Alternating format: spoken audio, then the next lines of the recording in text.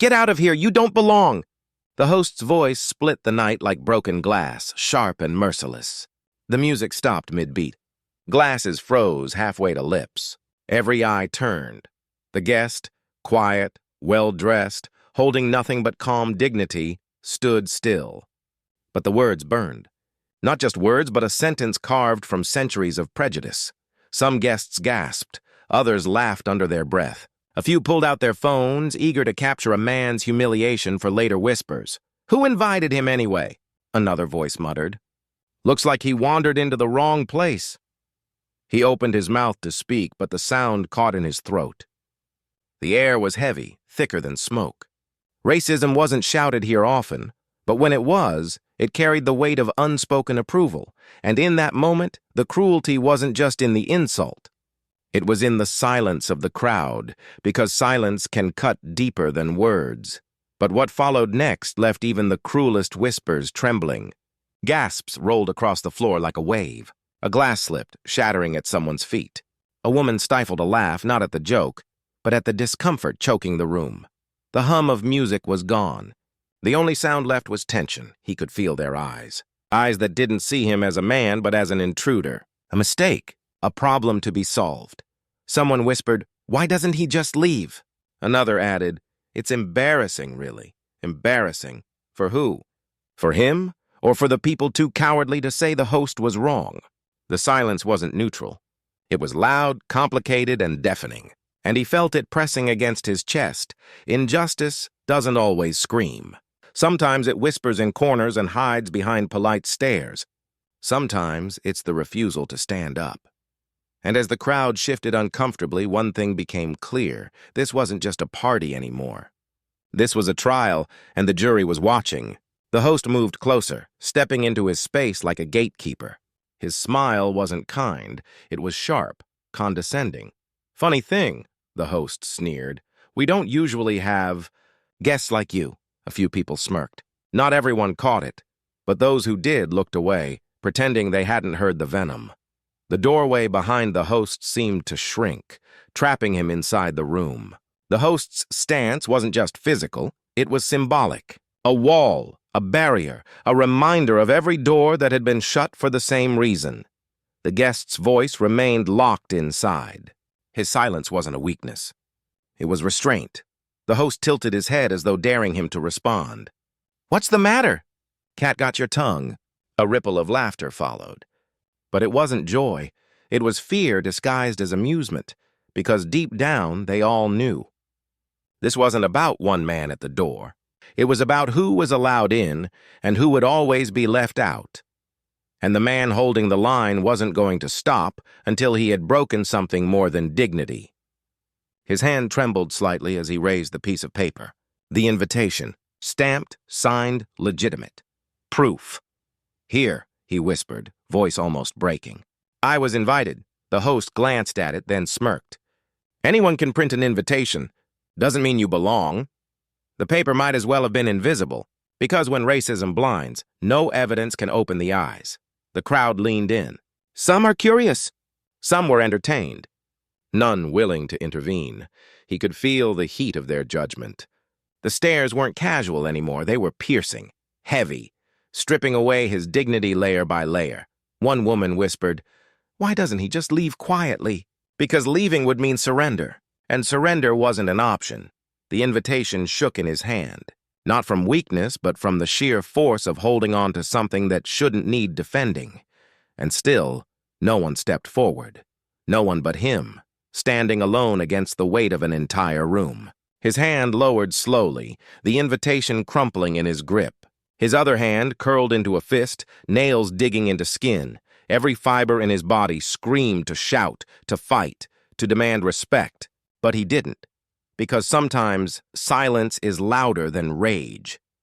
His chest rose and fell, breath sharp, eyes locked on the man blocking his way. He didn't need to speak for the room to feel the storm inside him. The host grinned, mistaking restraint for defeat. See? Even he knows he doesn't belong.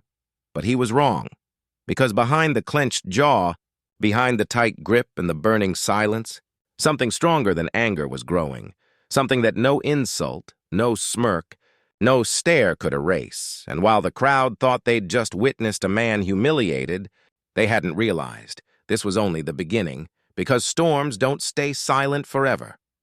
"Tonight's the night," he whispered, tightening his tie with hands that shook just enough to betray his nerves. The sun hadn't fully risen, but he was already awake, carefully ironing his shirt, brushing every crease out as if respect could be stitched into the fabric. It wasn't just a party, it was an invitation. The kind people talked about for weeks, the kind that said, "You finally matter. You finally belong." But beneath the excitement, a quiet storm brewed. He had learned long ago that anticipation was dangerous. Hope could lift you higher, but it also made the fall unbearable. Still, he straightened his collar, forced his heartbeat steady, and whispered again, "Tonight will be different." He had no idea how right and wrong he was. He remembered being 12, walking into a classroom where his seat was always in the back, not assigned but assumed. He remembered the cashier's eyes scanning him twice as long as the items in his hand. He remembered doors that never opened, smiles that never reached their eyes, opportunities that dissolved the moment they saw his face. Every scar was invisible, but heavy. Every slight had shaped him, taught him to swallow anger, to wear patience like armor. He was tired of carrying that weight. Tonight wasn't just a party. It was his chance to breathe, to be seen as more than the shadow they forced him to live in. But shadows don't vanish easily. Sometimes they follow you into the brightest rooms. More than wealth, more than status, he wanted one thing: equal respect. Not pity, not tolerance, respect.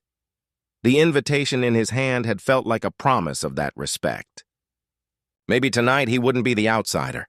Maybe tonight someone would look at him and not see color first. He dreamed of shaking hands without suspicion, of laughter that wasn't edged with mockery, of being remembered not as the only one there, but simply as someone worth remembering. And though he knew dreams were fragile, he held on tight. Because without them, what was left? He buttoned his jacket, checked his reflection, and practiced a smile. Not too wide, too eager. Not too small, too cold. The perfect smile, polished through years of needing to disarm strangers before they made him a target. Look confident. Look calm. Don't let them see you doubt yourself. He tilted his head, adjusted again. The mirror didn't show the bruises of memory, the countless times he'd been dismissed before. No. The mirror only showed the man he wanted them to see. Charming, composed, untouchable, but even the best rehearsed smile cracks under pressure. Just before he stepped out, a friend caught his arm. "Be careful tonight," they said softly. "Watch out. Not everyone there is going to treat you the same," he forced a chuckle. "I'll be fine. I've got the invitation." The friend's eyes lingered, full of worry. "Paper doesn't protect you from prejudice." The words clung to him as he walked away, invitation tucked in his pocket, hope clashing with fear. He thought he was ready, but nothing could have prepared him for what awaited behind that door. "Name?" the host asked flatly, eyes already sliding past him to the couple behind. He cleared his throat, holding out the invitation. "I'm on the list." The host took it, skimmed it, then nodded, without looking at him, not once. His gaze swept over the crowd, smiling at familiar faces, clapping shoulders. But for him, nothing. It was as though he were air, present but invisible. A shadow in a tailored suit. The silence said everything. "You're allowed in, but you're not welcome." He stepped inside. The invitation suddenly heavier in his hand, his chest tightening with the first cut of the evening. But it was only the beginning. Champagne flutes glittered on silver trays as servers floated past, placing one in the hands of every guest. Every guest except him.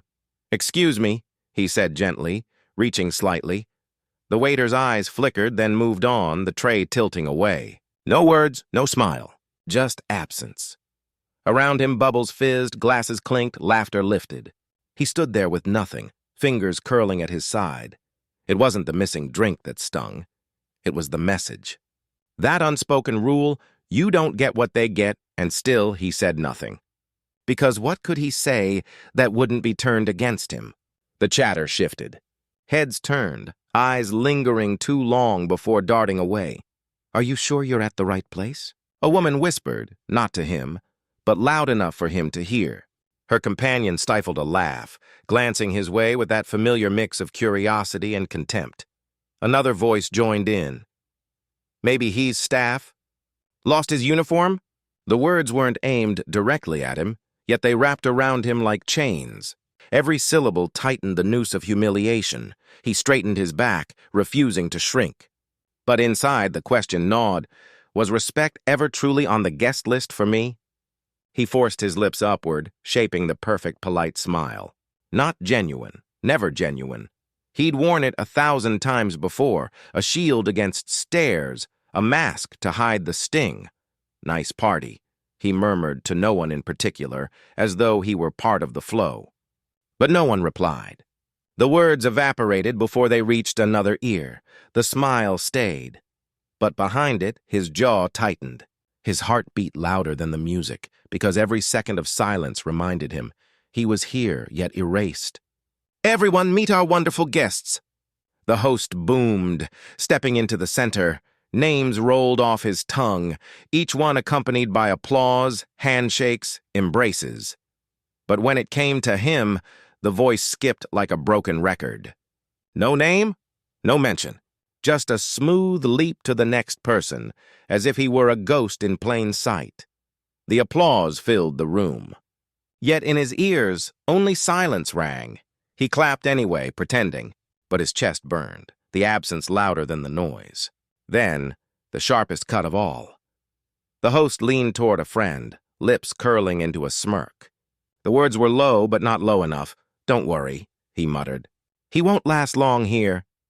The sentence sliced through him, colder than ice, heavier than stone, and though no one else seemed to hear, he did. He always did, because words like that weren't meant to vanish. They were meant to stick, to bruise, to haunt. And as they echoed in his mind, he realized this night was only beginning. "Stop the music!" The host's shout cracked through the air like a whip. The bass line cut mid-beat. Laughter choked. Glasses froze halfway to lips. Silence swallowed the room, every head turned. Dozens of eyes searched, confused, until the host's finger pointed. Sharp and unrelenting. Him. The man who had tried to blend into the crowd, who had stood quietly in his corner, was now center stage against his will. "You," the host said, his tone dripping with authority. "Yes, you." The tension grew heavy, pressing down on his chest. His throat went dry, yet he managed a soft, "What's wrong?" The host smirked. "Funny. You walk into my house like you own the place and I'm just supposed to let it slide?" Guests shifted. Glances exchanged, the first nervous chuckles bubbling up.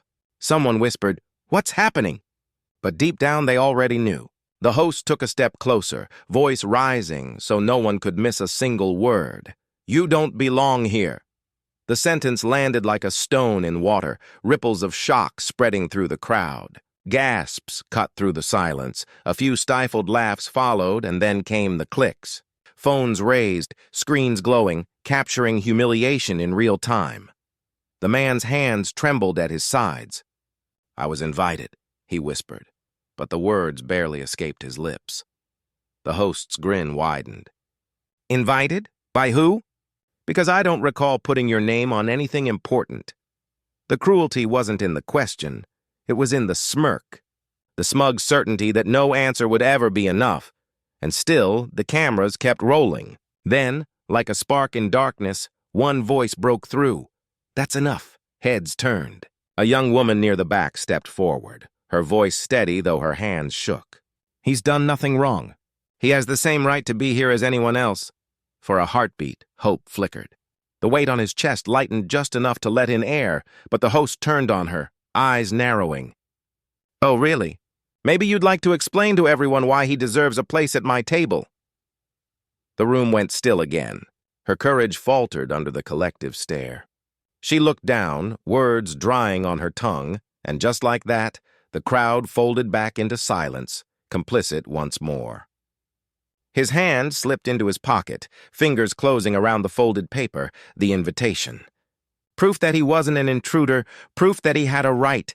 He pulled it out, but the shaking made it hard to hold steady. Here, he whispered. His voice cracked. I have the invitation. The host leaned in, smirking, never fading. Then show us. But the words refused to climb his throat. His lips parted, yet no sound came. Sweat beaded across his forehead, the letter trembling in the light. He wanted to shout, to demand dignity. Instead, silence wrapped tighter around him, and that silence became its own humiliation. He could feel it, rage and helplessness colliding like storm clouds. His skin burned, his chest ached, but he stood frozen. Around him, the stares multiplied. Some are curious, some mocking, most indifferent. The floor seemed to tilt, pressing him down, down, until his presence felt smaller than dust. A voice from the crowd muttered, "Why doesn't he just leave?" Another snickered, "Guess he finally knows his place." The humiliation was complete. It wasn't just the host against him, it was the whole room. A collective wall of silence that screamed louder than words ever could, and in that moment, he wondered if he would ever crawl out of this pit. The host's final strike came like a dagger. Throw him out. The words weren't shouted. They were calm, deliberate. A smirk sat on his lips as he leaned close, whispering just for him, "You should have known.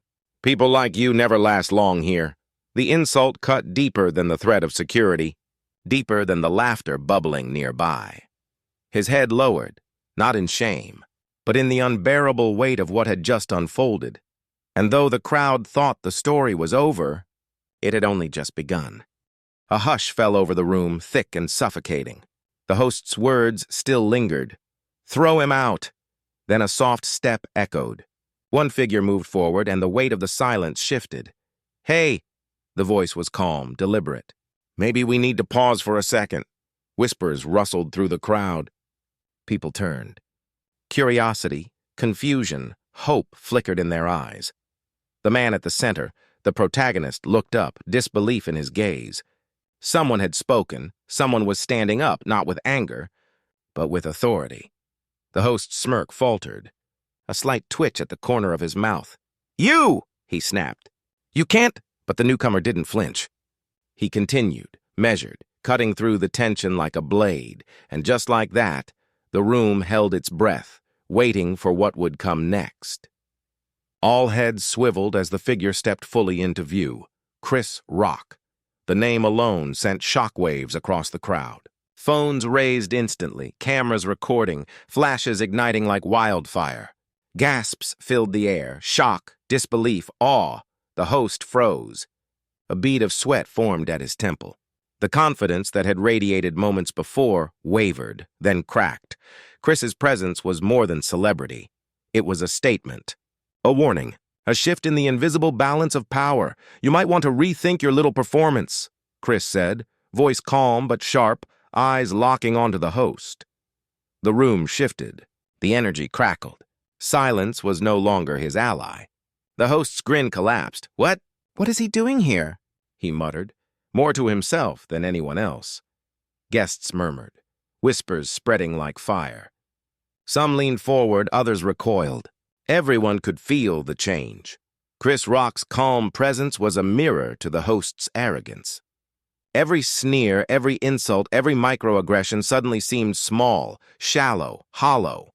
The host's face was drained of color. Confidence, once his armor, shattered with every eye fixed on him, every phone recording, every heartbeat in the room sinking with tension. The protagonist dared to look up, hope flickering in his eyes for the first time that night, and the crowd, now fully awake, waited. Chris's voice cut through the air, deliberate, precise.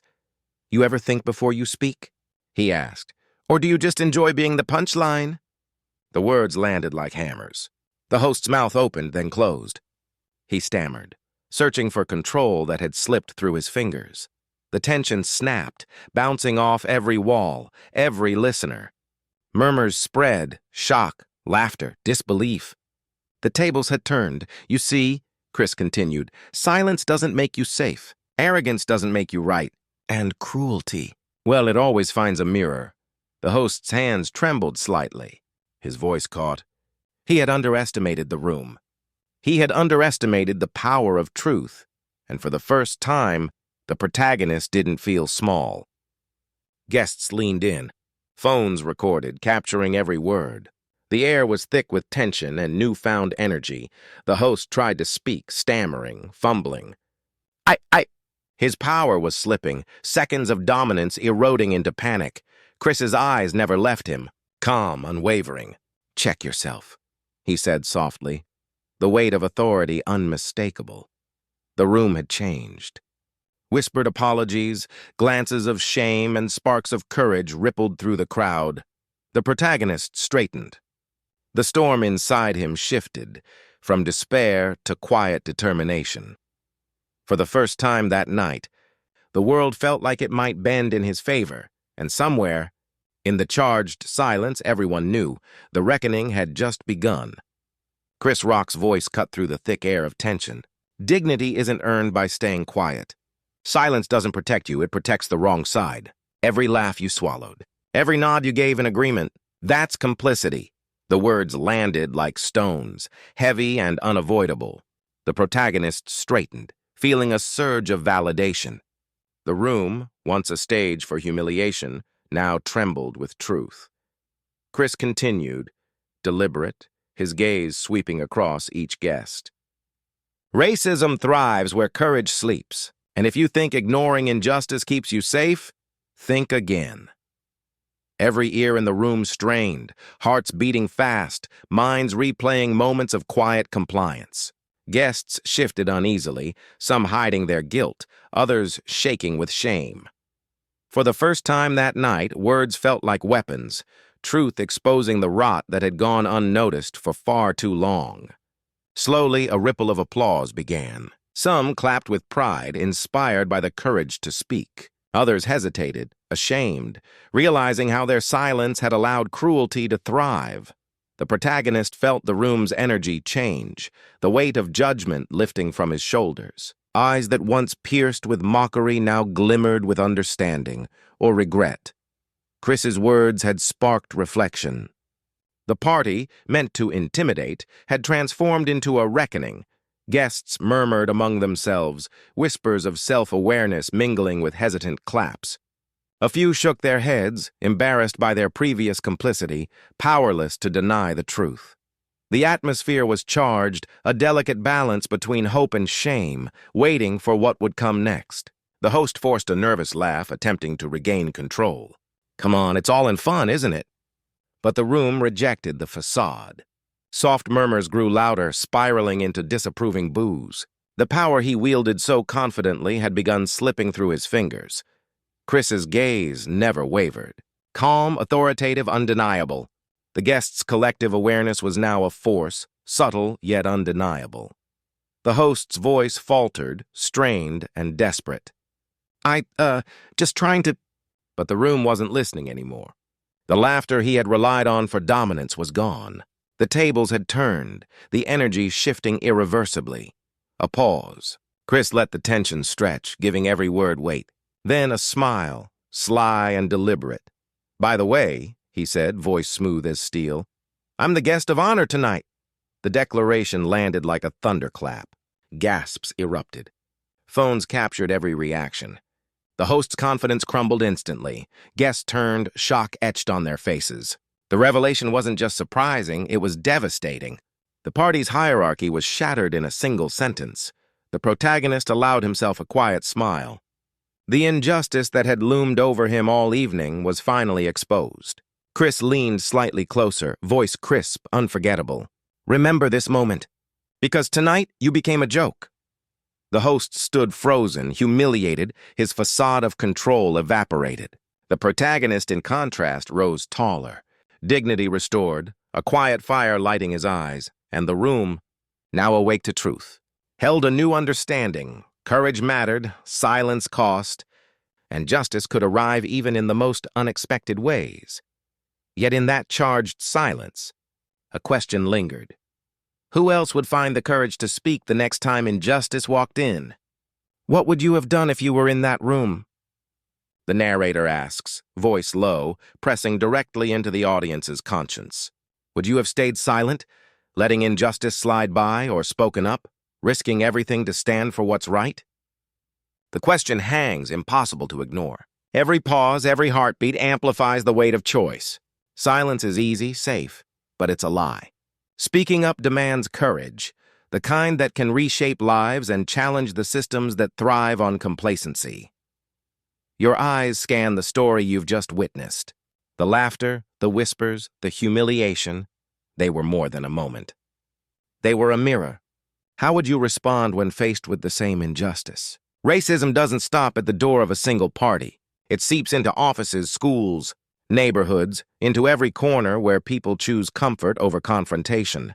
Every glance ignored, every insult unchallenged, every voice silenced contributes to the same pattern of systemic injustice.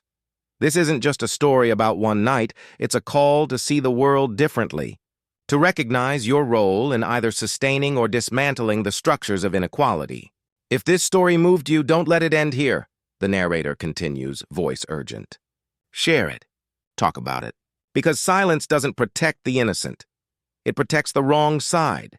Every share, every discussion, every moment of courage becomes a small strike against injustice.